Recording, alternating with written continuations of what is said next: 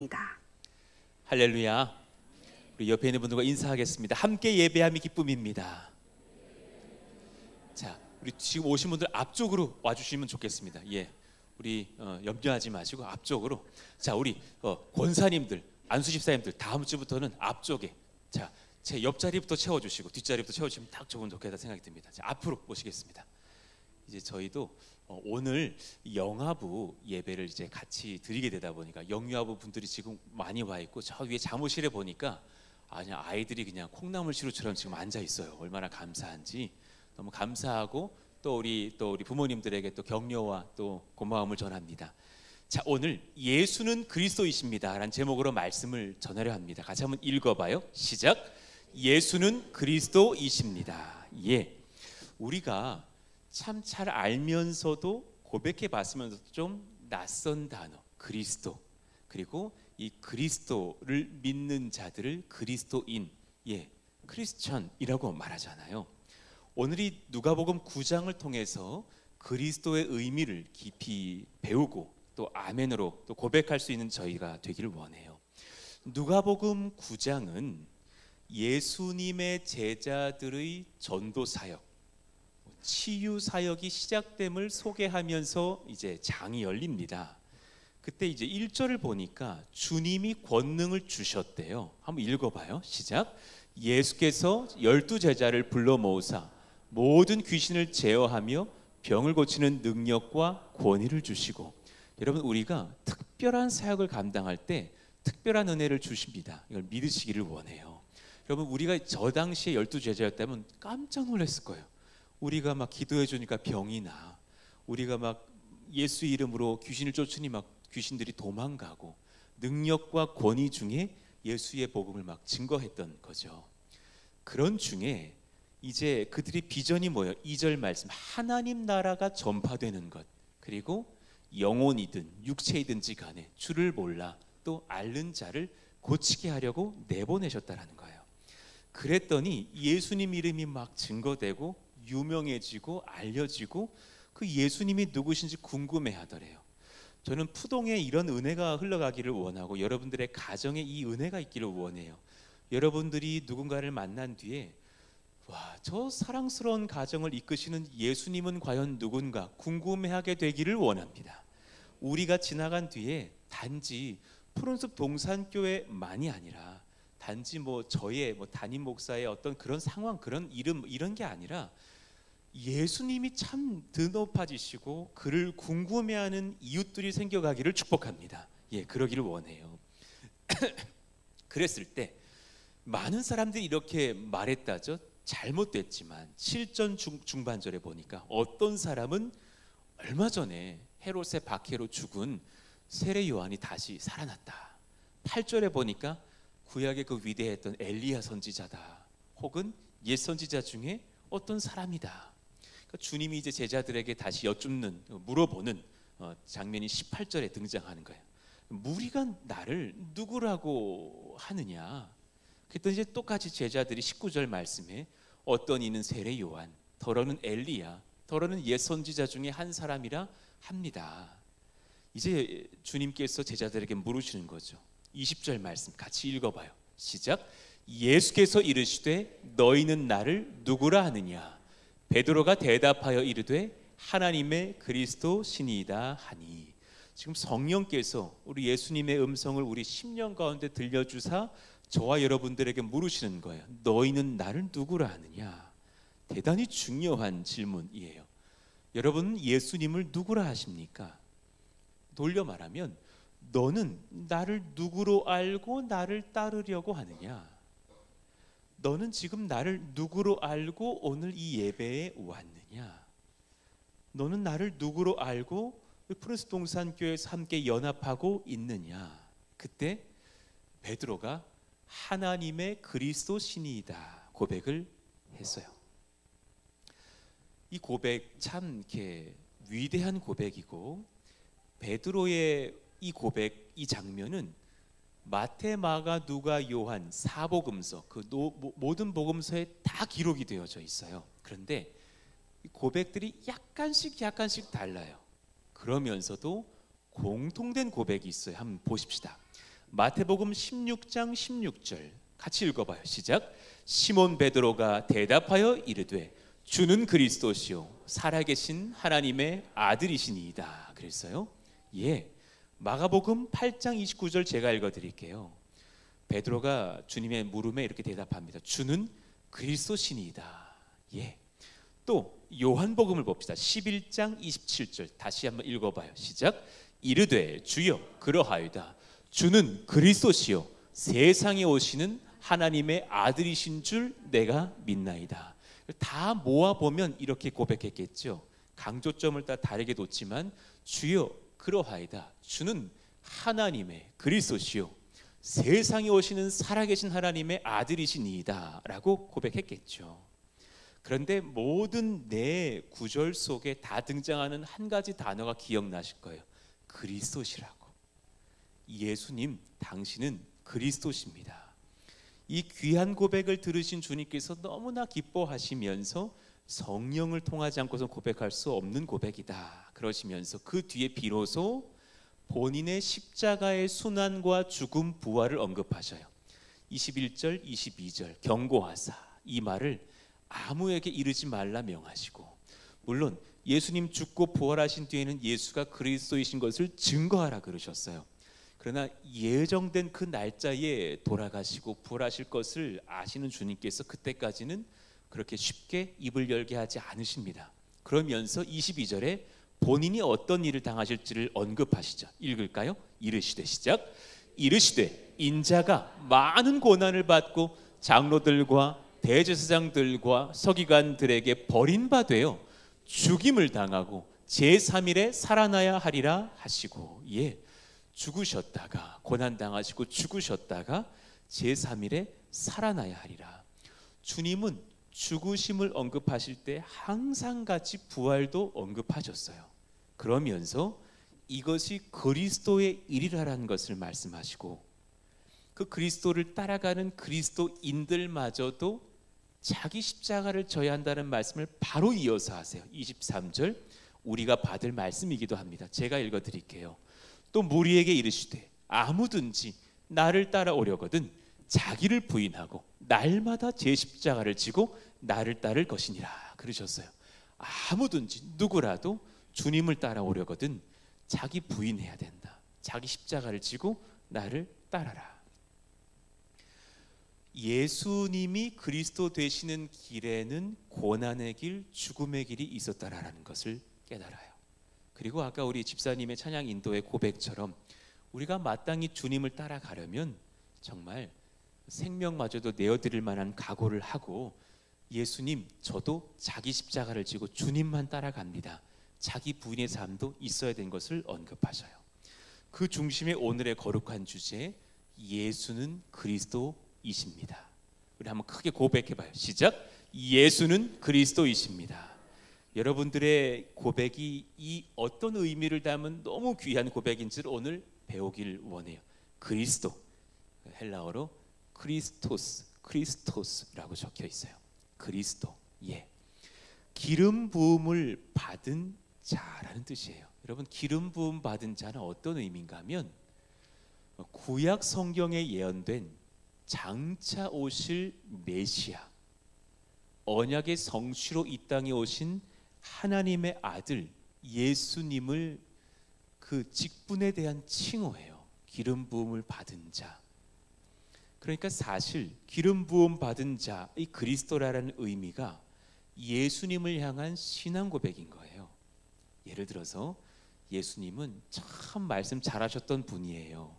이렇게 말하면 틀린 말씀이 아니지만 그건 그 사람과 말 잘하는 세상 사람과 뭐가 다를까 고민이 될 거예요. 근데 우리는 단순 명료하게 당신에게 예수님 누구셔요?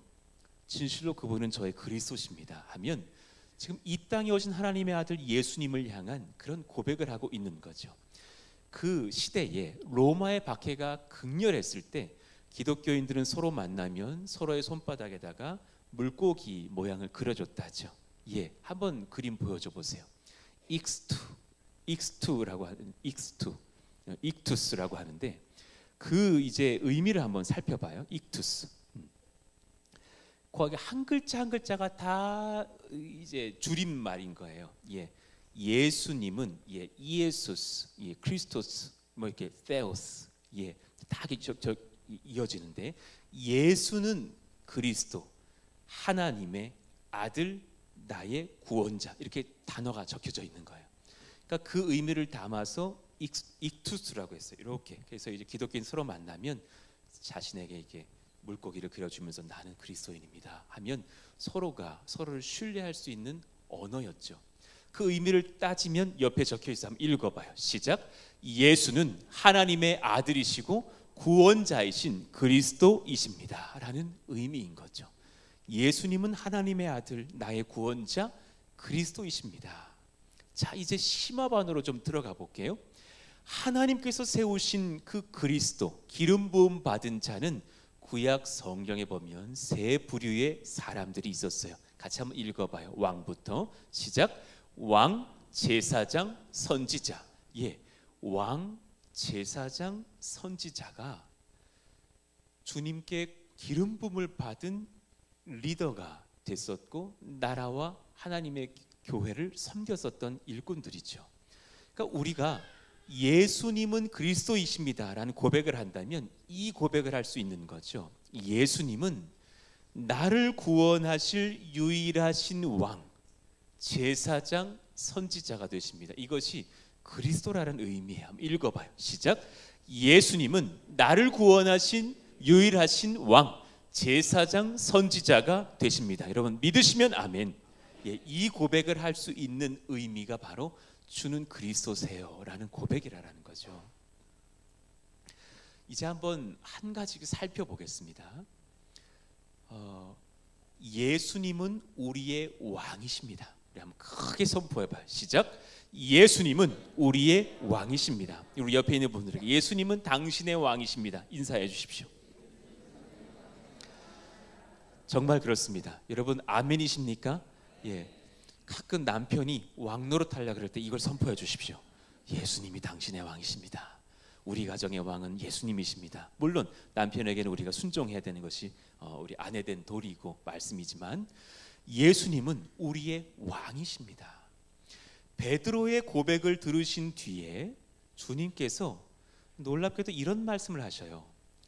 내가 참으로 너희에게 이르노니 여기 서 있는 사람 중에 죽기 전에 하나님의 나라를 볼 자들도 있느니라 그러셨어요. 굉장히 어려워서 많은 해석을 낳았던 난해 문장 말씀이었어요. 여기 서 있는 사람 중에 막 내 눈앞에 이제 막 서 있는 제자들 중에 너희들 죽기 전에 하나님 나라를 볼 자들도 있다. 이게 뭐 잘못 해석하면 우리가 살아있는 중에 뭐 재림주가 꼭 오신다. 뭐 이런 의미. 이미 막 재림주는 그 당시 오신 것이 아니냐라는 난해한 해석을 하고 오류를 범하기도 했었어요. 그런 건 틀렸죠. 그리고 나서 누가는 28절에 의도적인 표현을 이 말씀을 하신 후 8일쯤 돼요. 한 8일쯤 지난 뒤에 특별한 일이 있었어요 라고 강조하면서 27절의 의미를 부각시키고 있는 거죠. 자, 한번 해석해 볼게요. 너희 중 죽기 전 하나님의 나라를 볼 자들이 있다. 참 귀한 여러 해석들이 있는데 하나씩 배워볼 필요가 있겠어요. 첫 번째, 우리 죄를 대속하시기 위해서 예수님이 친히 감당하실 십자가에서의 죽음 그리고 사흘 뒤의 부활을 목도할 것이다. 정말 제자들은 그걸 봤으니까요. 확인하게 될 것이다. 그래서 예수님이 사망 권세 이기시고 이 땅을 호령하시는 왕 중의 왕 되심과 그의 나라 임하는 걸 너희가 볼 것이다 라고 해석하는 일꾼들, 목사님들, 신학자들이 있었어요. 참 좋은 해석이라고 봐요. 또 다른 해석도 가능한 것이 예를 들어 칼빈 선생님은 이렇게 해석했어요. 예수님 부활하신 이후에 승천하시기 전 기도하라 그러셨잖아요. 내가 너희들에게 보내줄 귀한 선물이 있다. 주의 약속을 기다리면서 기도하라. 그리고 나서 그들이 마가의 다락에서 막 기도할 때 몇 날이 못 되어서 놀라운 일을 오순절날 체험하죠. 성령이 강림하셔서 불같이 혀처럼 임하여 각 사람의 머리 위에 있는 것을 보았고 그들이 한 번도 배운 적이 없는 막 각계의 나라의 언어들, 방언들로 하나님의 큰 일을 말하는 거예요. 그때 그들이 막 뭐 예를 들어 이 시대라면 뭐 일본어로, 영어로, 뭐 태국어로, 뭐 중국어로, 뭐 저 어디 뭐 아프리카 언어로 막 말했을 거예요. 하나님이 임하십니다. 하나님의 나라가 임하셨습니다. 성령이 역사하십니다. 예수는 그리스도십니다. 온갖 귀한 주를 향한 찬송의 고백들로 하나님의 큰 일을 선포했을 거예요. 그 일이 바로 하나님의 나라를 볼 것이다라는 해석으로 칼빈은 선포해요. 참 맞다고 봐요. 그러나 또 다른 해석도 가능해요. 이 말씀을 하신 후 누가의 지적처럼 얼마 후에 있을 예수님의 변화산 사건을 예고하신 것으로도 해석할 수 있어요. 변화산 사건 참 특별한 은혜가 있거든요. 예를 들어서 신학자 벵겔이라든가 정말 뭐 황금의 앱이라 불렸던 크리스토스톰 같은 목회자는 이런 해석을 했고, 저도 1, 2번도 너무 귀하고 맞지만 3번도 맞다라고 저도 증거하고 싶어요. 예수님의 변화산 사건은 너무 특별해요. 왜냐하면 참 변화산 사건의 의미를 모를 수 있는데 예수는 그리스도십니다 라고 담담하게 증거하고 있는 장면이 바로 변화산 사건입니다. 자, 이제 우리 변화산으로 한번 올라가 봅시다. 변화산은 원래 변화산이 아니에요. 예수님이 변화되신 그 희한한 광경을 베드로와 요한과 야고보가 봤기 때문에 이후에 변화산이라고 불렀던 거죠. 자, 28절 중반절을 보면 이런 고백이 있습니다. 자, 읽어봐요. 시작. 예수께서 베드로와 요한과 야고보를 데리고 기도하시러 산에 올라가사 29절 기도하실 때에 용모가 변화되고 그 옷이 휘어져 광채가 나더라. 와, 너무 감격스러운 장면이에요. 아무래도 또 줄이시고 막 이렇게 힘드셨을 예수님의 얼굴도 굉장히 아름답게도 바뀌시고 용모가 바뀌었다니까. 그리고 얼굴에서 막 빛이 나면서 옷도 휘어져 광채가 나더라 그래요. 심판주 구속주이신 예수님, 그리스도 되실 예수님, 그 상징하는 참 희고 빛나는 왕의 영광을 보여주는 장면이라고 해석해요. 여러분, 우리가 천국에 가면 흰 색깔을 많이 보게 되실 거예요. 요한계시록에 보면 우리도 흰 옷을 입고 있고 24 장로님들도 흰 옷을 입고 계시대요. 또 많은 천사들도 흰 옷을 입는데 특히나 그 중에 왕으로 임하실 예수님을 소개할 때는 온통 흰색이에요. 아, 그 흰색을 의미한다면 그리스도는 왕이십니다라는 의미예요. 그리고 우리가 흰 옷을 입었다는 것은 그 왕의 백성이라는 의미이기도 해요. 요한계시록 1장 14절을 보면 예수님의 머리 털도 희시대요. 읽어봐요. 시작. 그의 머리와 털의 희기가 흰 양털 같고 눈 같으며 그의 눈은 불꽃 같고. 와, 그러니까 우리 노인분들 소망을 얻으시기를 바랍니다. 아, 내가 왕의 자리로 올라가고 있구나. 예수님 닮아가는구나. 예수님 머리가 희게 보이셨대요. 요한계시록 14장 14절을 보니까 그분은 흰 구름을 타고 또 우리 가운데 임하셨다라고 해요. 또 다른 곳에 보면 흰 구름 위에 말을 타셨는데 말도 흰 말이래요. 그 머리에는 금면류관이 있고 왕을 상징하죠. 그 손에는 예리한 낫을 가졌더라. 내가 누군가는 구원할 자로, 누군가는 심판할 자로 추수할 수 있는 권세를 가진 그런 심판주로서의 모습을 상징하죠. 그분의 의자, 보좌도 흰색이에요. 20장 11절 읽어봐요. 시작. 또 내가 크고 흰 보좌와 그 위에 앉으신 이를 보니 땅과 하늘이 그 앞에서 피하여 간데 없더라. 얼마나 감사한 감격적인 장면인지. 이 한 가지는 변화산 사건의 그분의 외형의 변화는 우리에게 한 가지를 담대히 전하고 있어요. 예수님은 우리의 왕이십니다. 고백하고 있는 거예요. 그 영광값이 무한하신 왕, 그냥 사람 한 사람의 왕이 아니라 주님의 하나님 되신 그 왕 중의 왕이 이 땅에 오셔서 십자가를 감당하셨으니 그 영광값이 무한한 거로 믿는 자가 수억 명이 되더라도 각자에게 적용될 수 있는 값이 되는 거죠. 예수님은 자기 고백을 직접 하셨답니다. 친히 자신이 왕이라고 밝히셨답니다. 요한복음 18장 37절 같이 한번 읽어봐요. 시작. 빌라도가 이르되 그러면 내가 왕이 아니냐? 예수께서 대답하시되 내 말과 같이 내가 왕이니라. 내가 이를 위하여 태어났으며 이를 위하여 세상에 왔나니 곧 진리에 대하여 증언하려 함이로라.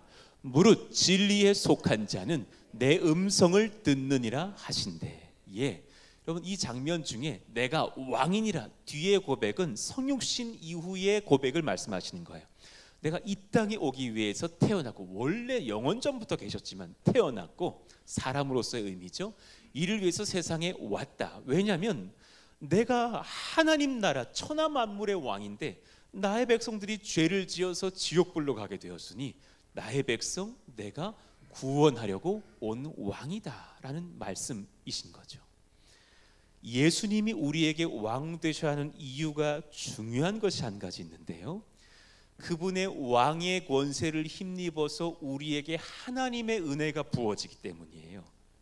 되게 중요한 고백이에요. 여러분, 여러분이 예수님을 왕으로 인정하십니까? 아멘. 예, 그 백성들에게는 평생 은혜가 안 그쳐요. 할렐루야. 절대로 안 그쳐요. 가끔 이런 분 계셔요. 목사님 좀 서운해요. 하나님께서. 왜요? 그랬더니 저 권사님은 은혜가 넘쳐서 응답이 잘 되고 난 좀 안 되는 것 같대. 아니라고. 은혜는 동일하게 넘친다고. 여러분 한번 읽어봐요. 예수님이, 시작. 예수님이 우리의 왕이 되셔야 하는 이유는 그분이 왕의 권세를 힘입어 하나님의 은혜가 강력히 우리에게 임해야 하기 때문입니다. 할렐루야. 아멘. 은혜가 여러분들 가정에 가득합니다. 할렐루야. 예수님이 왕 되시기 때문입니다. 우리 사랑하시는 우리 집사님 가정에도 수개월 안에 순산하실 텐데 은혜가 넘칠 줄로 믿습니다. 아멘입니다. 얼마나 감사한지. 이제는 좀 배도 많이 이제 불러오셨어요. 그죠? 은혜가 넘칠 줄로 믿습니다. 언제가 예정일이십니까? 몇 개월 남았습니까? 아내가 말씀해 주십시오. 예, 안 들립니다. 설교가 깁니다. 빨리 말씀해 주십시오. 언제가 예정일이세요? 아니 왜 말씀 안 하셔? 본인. 예, 본인. 누구를 알고? 4월 9일. 와, 4월 9일. 여러분 기도를 부탁드립니다. 4월 9일 이후에는 이제 한 2달 쉬었다가 저 방으로 올라가셔야 되는데 잘 감당하실 수 있도록 얼마나 감사한지. 저희 교회 아기를 많이 주시는 가정들이 많고, 유산 3년 4년 유산했다가 아기가 생기고 은혜가 많아요. 이게 하나님의 은혜인 줄로 믿습니다. 예, 얼마나 감사한지. 그 은혜 중에 진짜 순산의 복. 저희 아내가 그렇게 바랬지만 어찌부터 그 복이 임하기를 원해요. 옆에 어떤 사모님은 가자마자 2시간 뒤에 나왔디야. 그냥 순풍 낳고 나왔디야. 근데 우리는 들어갔더니 막 오래 걸렸어. 순풍 나으시길 기도하겠습니다. 예, 얼마나 좋아요.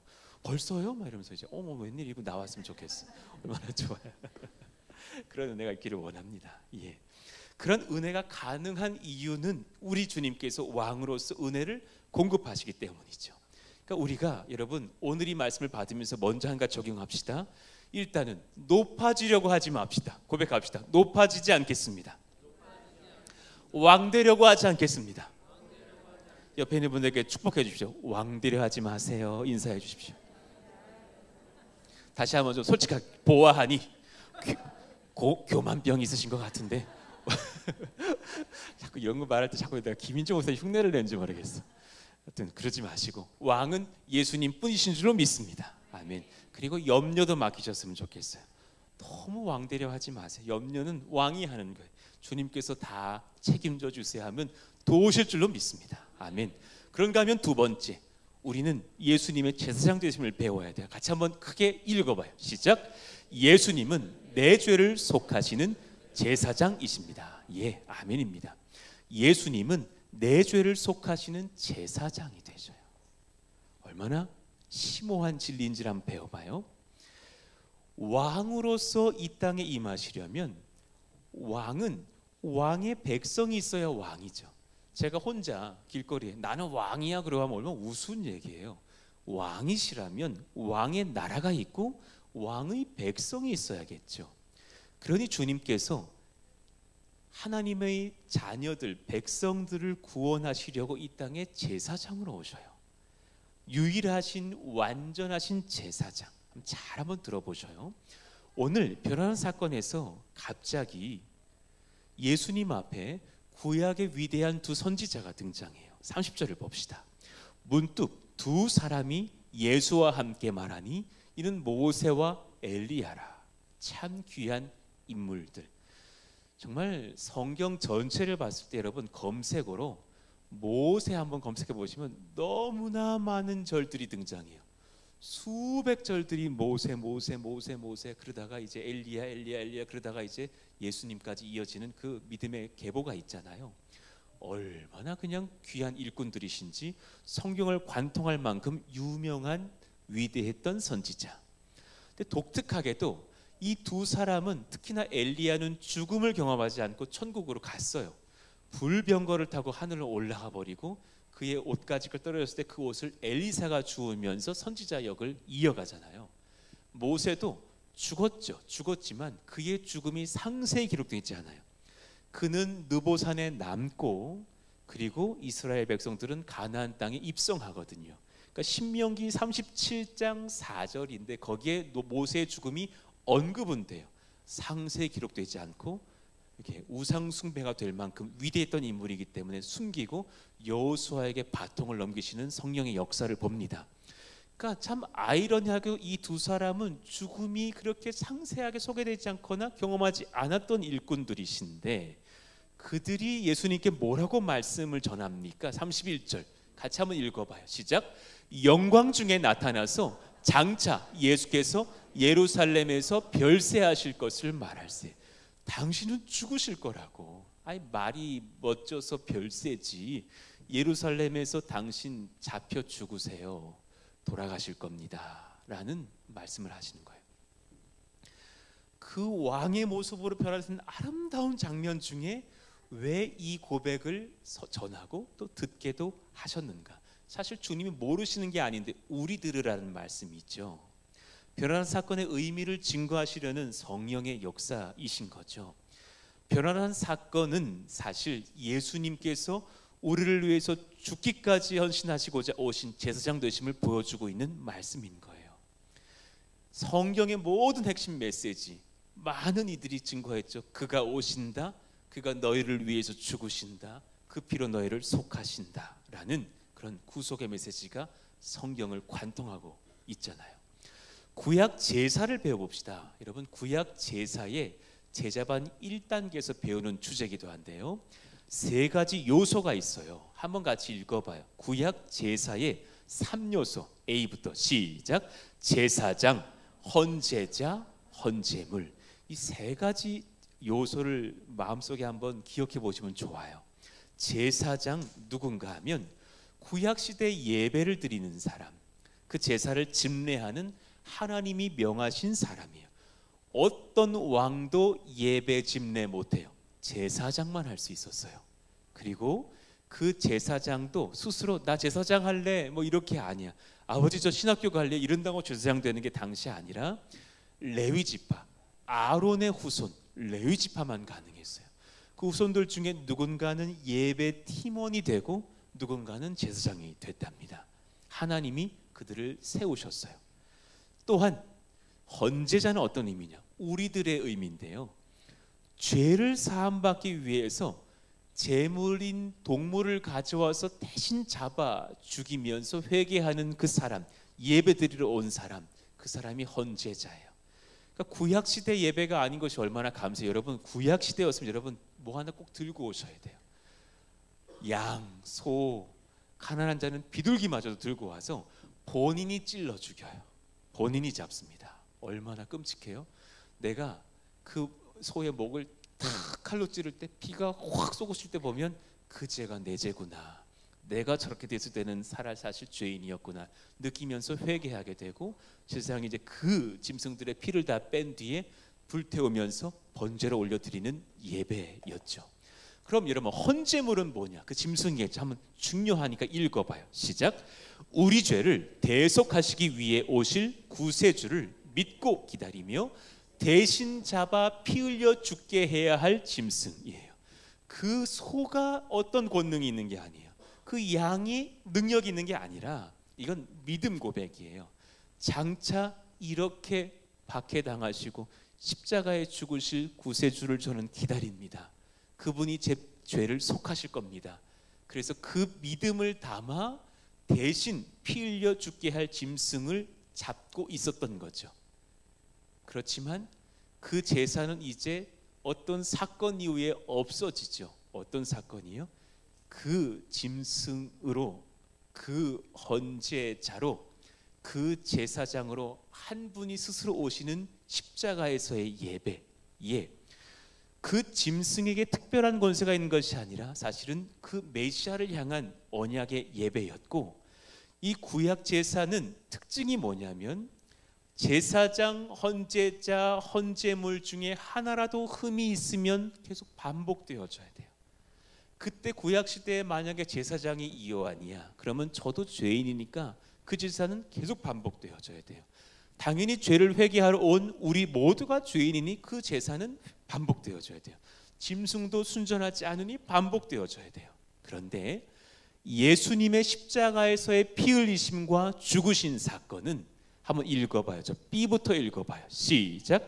헌제자도 예수님이시고 헌제물도 예수님 자신이시며 제사장도 예수님이셨기에 흠이 없는 완전한 제사였습니다. 할렐루야. 그래서 제사가 이제 멈춰지는 거예요. 그분을 믿기만 하면 우리는 주님께로 나아갈 수 있는 길이 열리게 되는 거죠. 그러니까 누가복음 23장 46절은 담담하게 이 말씀을 지은 거예요. 주님이 돌아가셨다고. 이 말씀을 하신 후 숨지시니라. 담담하게 주님은 십자가에 달려 죽으셨습니다. 고백하고 있어요.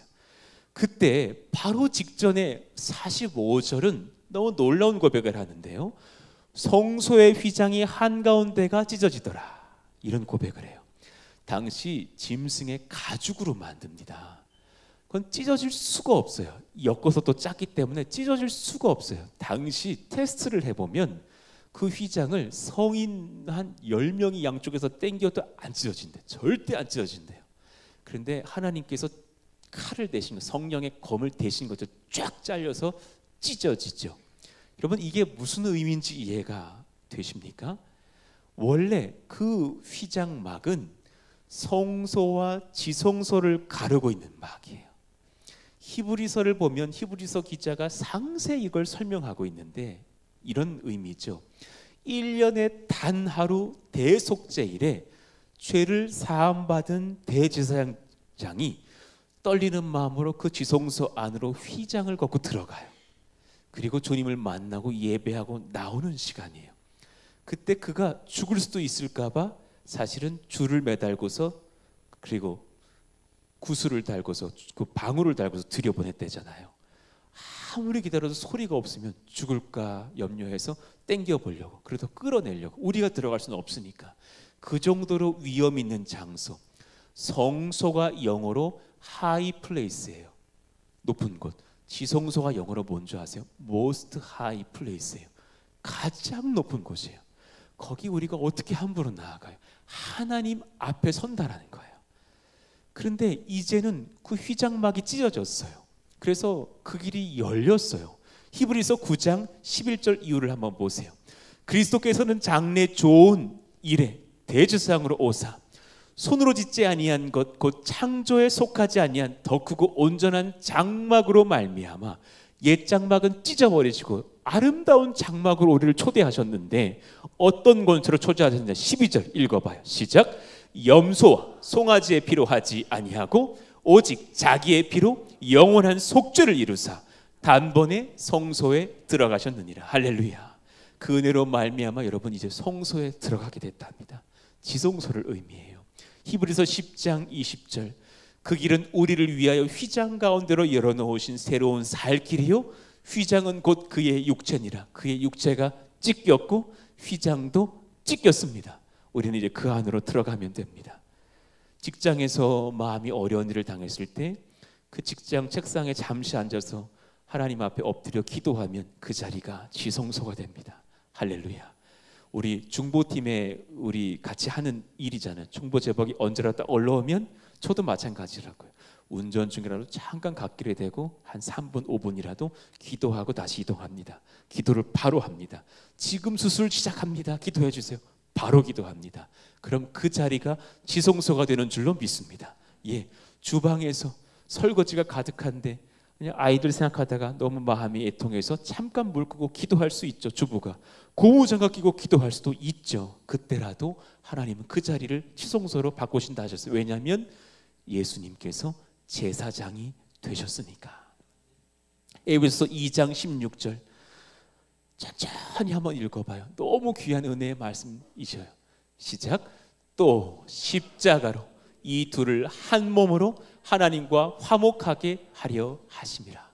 원수된 것을 십자가로 소멸하시고. 아멘입니다.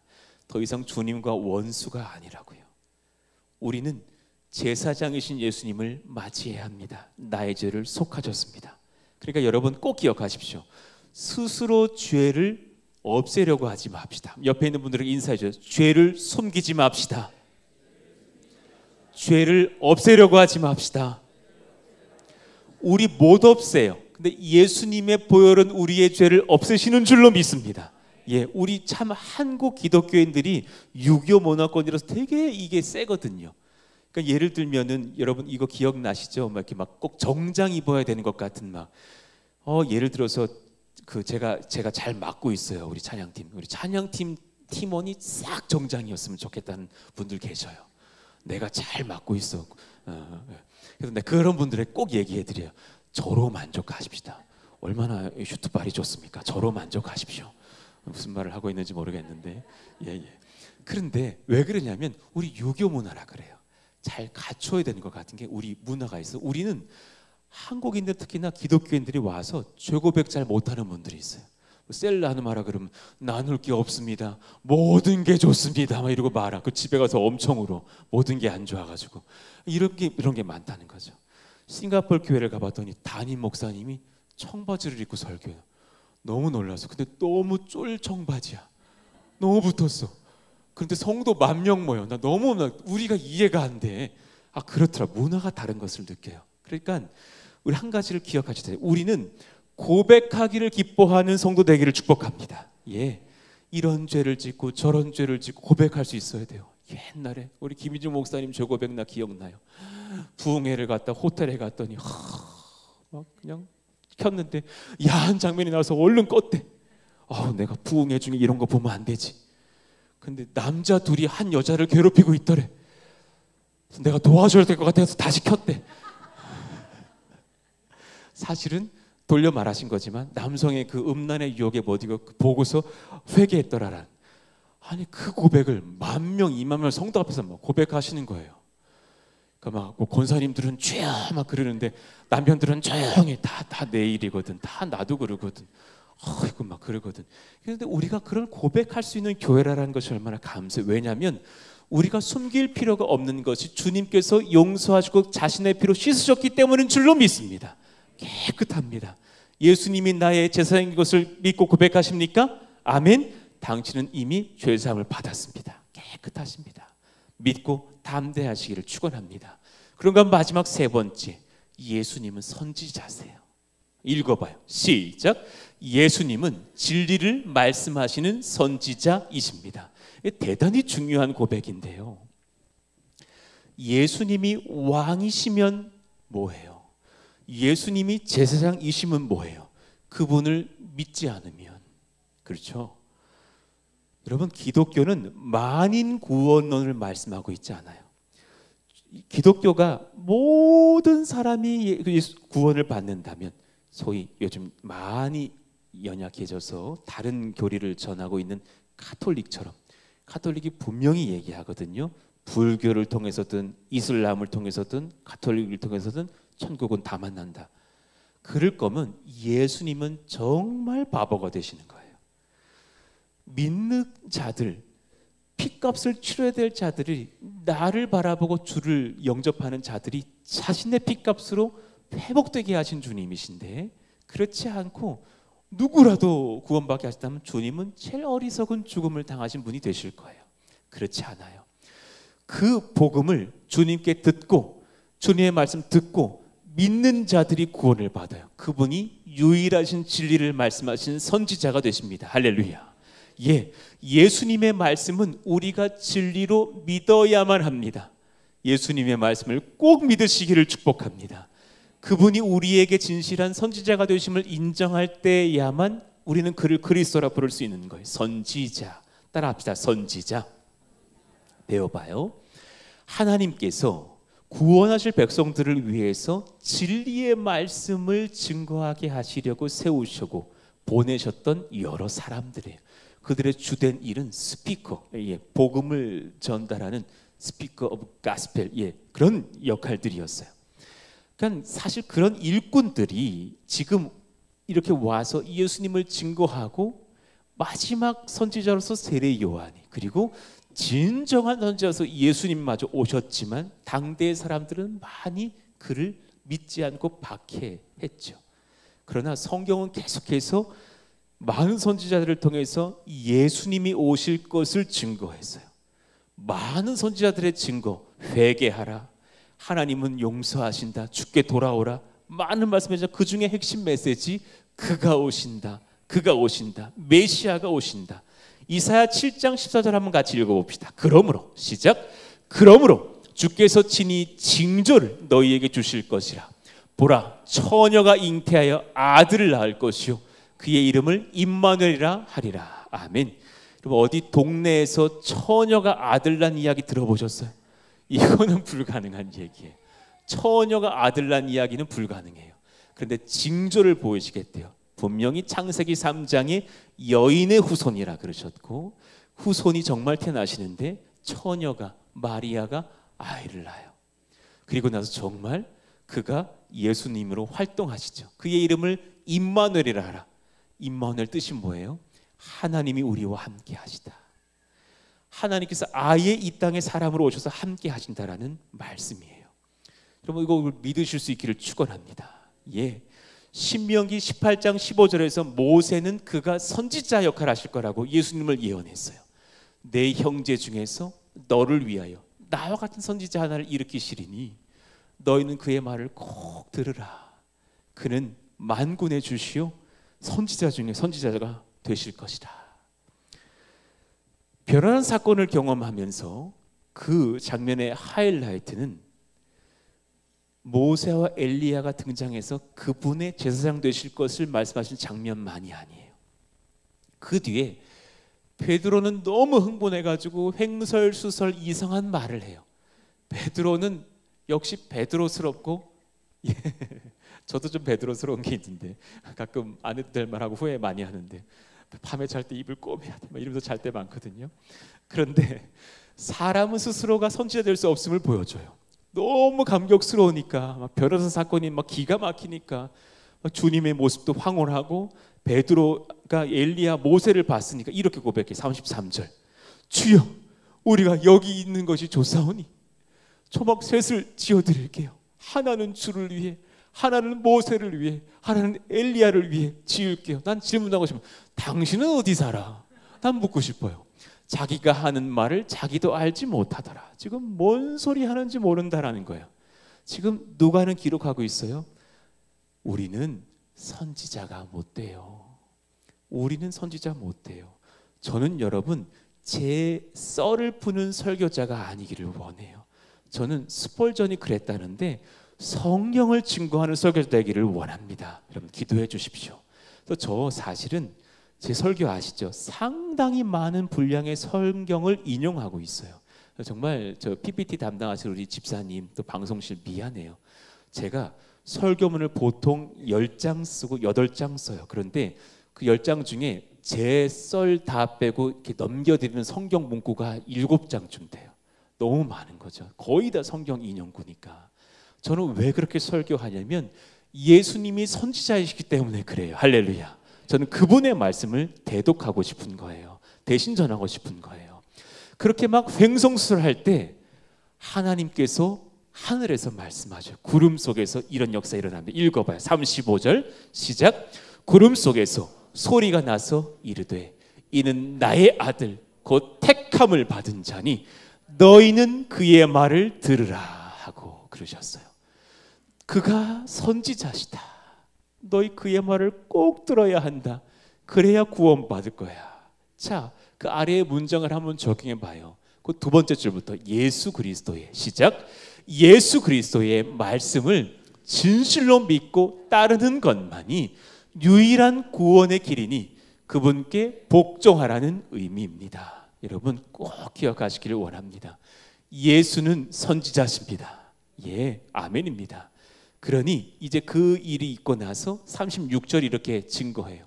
소리가 그침에 엘리야도 모세도 구름도 흰 옷도 뭐 주님의 광채도 다 사라졌지만 딱 한 분은 남으셨어요. 읽어봐요. 오직 시작.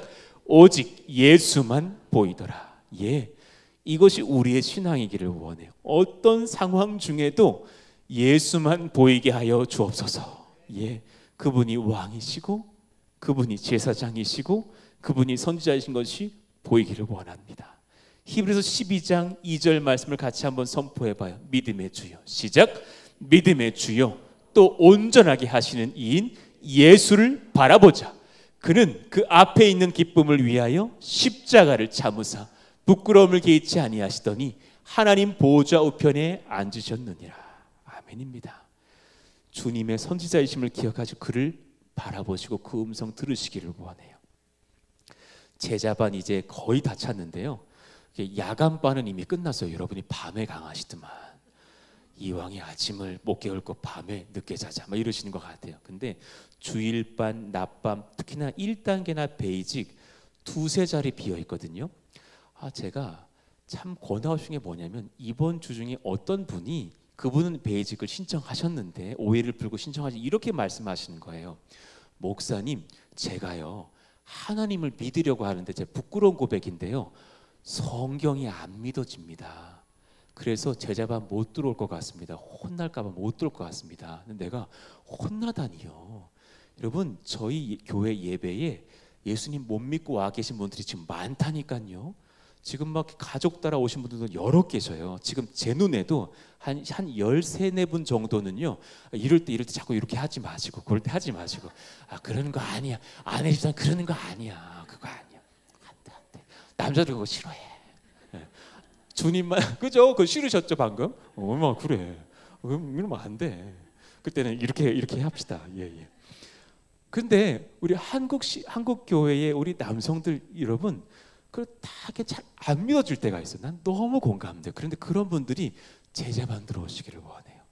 정말 많은 분들이 그 자리에서 연구하고 고백하고 막 그러다 주님을 만나게 되는 줄로 믿습니다. 지난 학기도 마찬가지니까 처음에 저는 주님 모릅니다. 그러고요. 저는 뭐 반야심경 다 외웁니다. 막 이러시는 분들 계셨고요. 그래서 저게 질문을 하지 말라고. 질문하면 나가겠다고 막 그러시는 분 계셨다니까요. 그분이 나중에 간증했어요. 예수 만나가지고 간증해요. 바뀐다니까요. 그러니까 제자반의 특징은 뭐냐면 선지자이신 주님 말씀 들으면 바뀌는 거예요. 자꾸 우리 가족들한테 여보 교회 나와 이러면 잘 모르잖아요. 그리고 교회가 뭔지 잘 모르잖아요. 그런데 예수님의 말씀을 연구하다가 주님이 내 안에 들어와 계신 것을 느끼게 될 줄로 믿습니다. 그것이 은혜인 거예요. 여러분 이제 군선교가 다가와요. 4월 6일 되면 이제 주일날 저쪽 남양주로 나아가고요. 그때 원하시면 참여해 주세요. 3부 예배 시간을 조금 가늠하고 3부 예배로 대체해서 그 자리로 나갈 건데 군장병들 100명, 200명이 온대요. 근데 헌금도 좀 부탁드려요. 군 목사님이 믿음이 좋아 가까운 한용호 목사님이신데 오는 대원들에게 1인 1닭을 약속했대요. 믿음이 우리보다 더 좋아. 1인 1닭. 그래서 군인들이 다 지금 막 부활절에 이제 터키가 아니라 거긴 닭을 주나 봐요. 은혜 받고 해서 목사님 그냥 믿음대로 선포합니다. 프레스동산 함께 담임 목사님 저희 1인 1닭 해요. 이러고 그냥 아무 말이 없어. 그래서 지금 상당히 부담스러운 상태인데 2부 예배 때 여러분 설교합니다. 원하시면 닭값 좀 내주시고 그리고 같이 나아가셔도 좋겠어요. 그 형제들 여러분 군은 연약하잖아요. 그런 중에 그래서 복음 전하면 선지자신 예수님 그 자리에서 만나게 될 줄로 확신합니다. 너무 감사. 그런 은혜가 넘칠 줄로 믿습니다. 우리